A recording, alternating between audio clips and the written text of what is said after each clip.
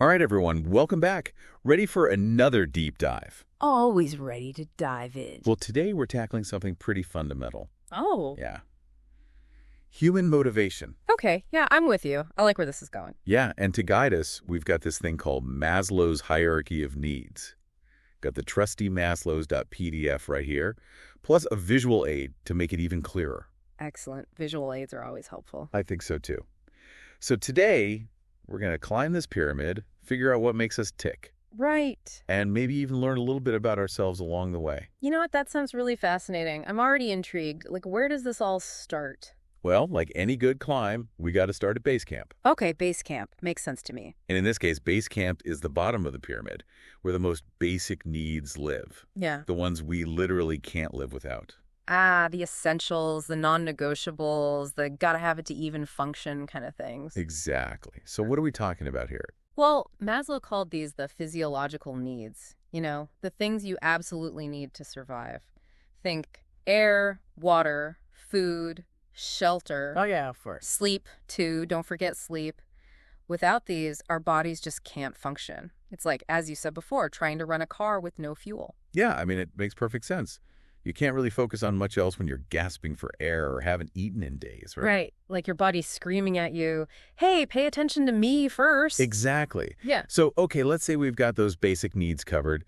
We're breathing, we're fed, we've got a roof over our heads. Okay, we're surviving. What's the next step up this pyramid? What's the next thing we start worrying about?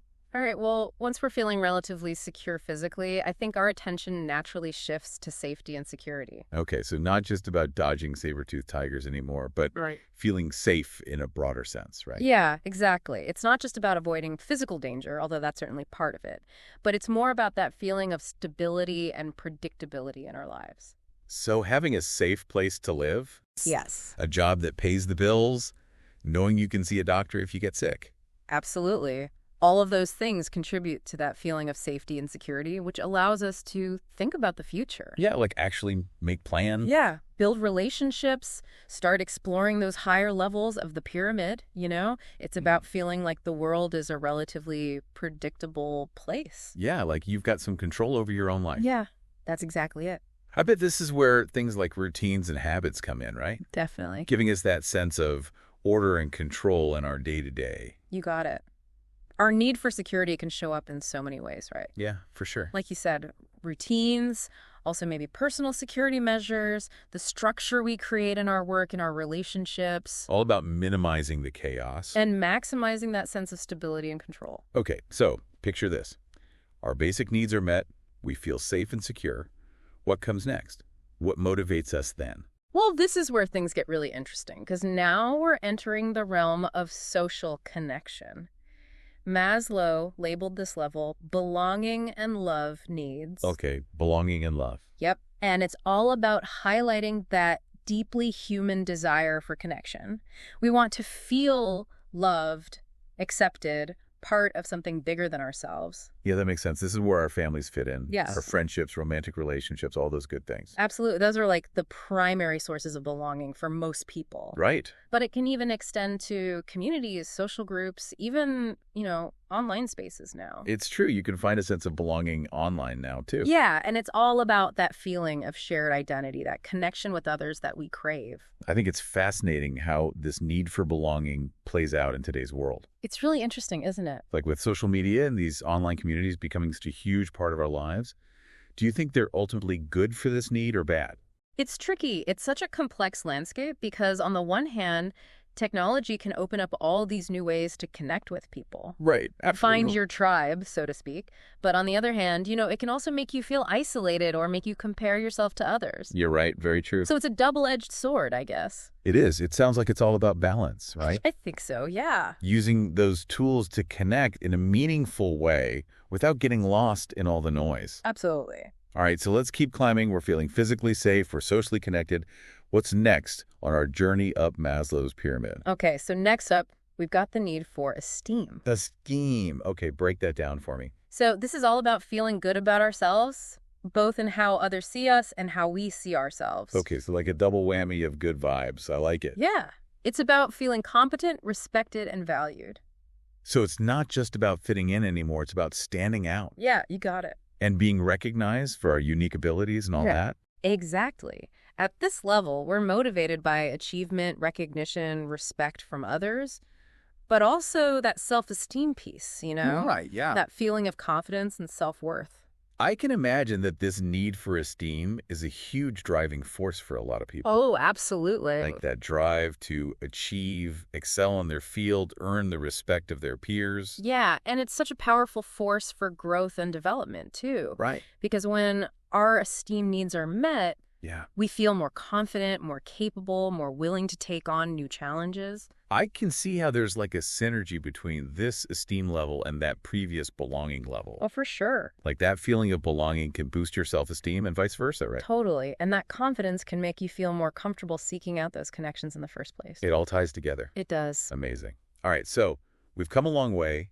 We're feeling safe, connected, respected. What's at the very top of this mountain? Okay, here's where it gets really, really interesting.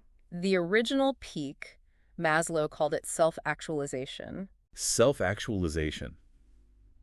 Ooh, I like the sound of that. Yeah. So what is it? So it's that drive to become like the best, most authentic version of ourselves. Oh, I love that. That's beautiful. It's like you've got the basics handled. Now go make something amazing of your life. That's it. That's exactly it. Pursue your passions, express your creativity, live a life that's really meaningful to you. Yeah, and I love that this self-actualization, it looks different for everyone, right? All right. It's not about meeting some external standard of success, Uh-huh. but living a life that aligns with your values Yes. and using your unique potential. 100%. It's about finding that sweet spot where your skills and interests and passions all come together. I love that. So you said self-actualization was the original peak, implying that something changed. What happened? Did Maslow move the goalposts on us? Later in his life, Maslow actually added another level to the top of the pyramid. Wait, hold on. There's more. Even beyond self-actualization, where do we go from there? He called it self-transcendence. Self-transcendence. Okay, I am officially intrigued. Yeah, this is where things get really mind-blowing. What does that even look like? What are we talking about here? Okay, so self-transcendence is about going beyond our own individual needs and concerns Wow. Okay. to connect with something larger than ourselves. So bigger than us. Yeah. What, like the universe? Yeah. A higher power? It could be. It's about finding meaning and purpose in something beyond our ego, really. Okay, I'm starting to get it. So we're talking about things like altruism, spirituality, Yeah, dedicating yourself to a cause that's bigger than yourself. exactly. It's about recognizing our connection to everything Okay, yeah. and finding fulfillment in contributing to something larger than just ourselves. Wow. We've gone from basic survival needs to transcending the self. That's quite a journey. It is, isn't it? But okay, let's bring it back down to earth for a second. What does this all mean for our listener? How can they actually use this Maslow's hierarchy in their own lives? Well, whether you're prepping for a meeting at work, trying to figure out why your friend's acting a certain way, Yeah. or just curious about what makes people tick, I think this model gives you a really powerful lens for understanding human motivation. It can help you understand your own needs, the needs of others, and navigate this whole complex thing Yeah.